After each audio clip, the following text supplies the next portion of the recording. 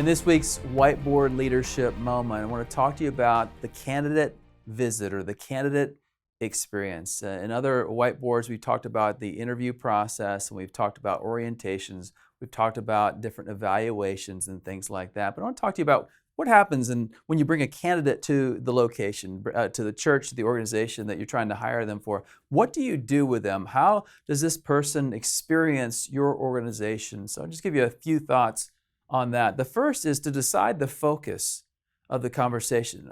There are 4 different C's when it comes to candidates. You want to check out their character, you want to check out their competency, you want to see if they have chemistry with the team, and you want to see if they understand the culture of the organization. Most of the time you can see someone's competencies, at least on paper, in their resume. You can check references for their character. And even though you're going to work on those things, you're trying to create an experience where you can see, do we have chemistry with this person? Are they really one of us? Do they understand our culture? Because you can have a person with great competency, but culture and chemistry really are the strengths, the behind the scenes things that actually help an organization to move forward. So you're going to test for those kind of things. You want to ask yourself the length of the stay. How long should they be with us? And I would just tell you that one of the biggest mistakes we make is we do interviews and they're just a couple hours long and we never get to know the candidate. We never get to know the chemistry. They never get to ask the questions in the culture, things like that. So I just say the longer the better, up to 2 or 3 days. Again, you have to remember they may have a spouse or kids or other things going on, but you want to make sure that you have enough time to make a solid decision about this candidate. The higher the position in the organization, the longer most likely that this experience should be. And the third, you got to figure out the content of the gathering, the content of the interview. I would suggest 5 R's for you. The first is relationships.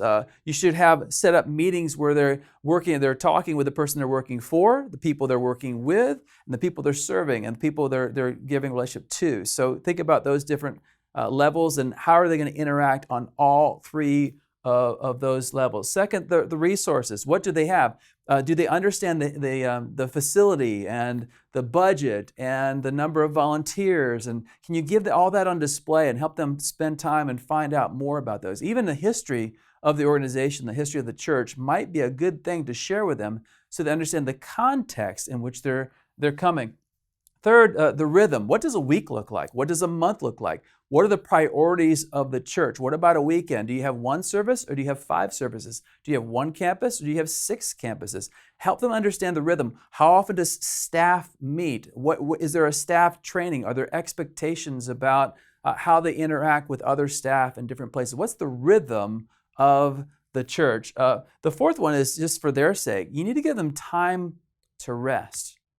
A lot of times we have this interview experience and we just have them go. And we think, well, if we can just wear them out, we'll see their true character. And I'll just tell you, that's great for an assessment for a church planter or a missionary, but it's not a good thing when you're trying to help a candidate know the experience and the rhythm and the pace of the organization you're hiring them to. So make sure they have time to rest and reflect. And if their spouse is with them, talk about what's going on, what they think. And then finally, reverse it. Give them time to ask their questions. It's not just them that's in the interview. You're being interviewed as well. You need to give them time to ask the questions that they may have.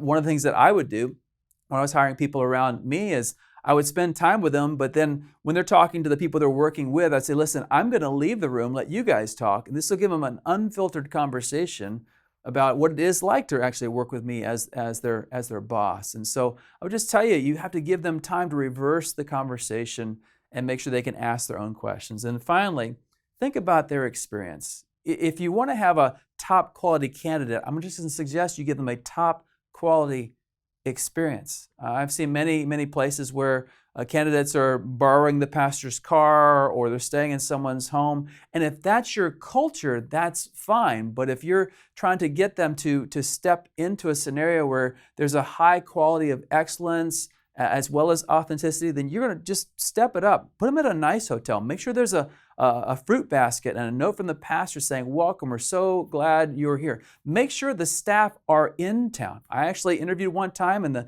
lead pastor wasn't even in town. He was on vacation.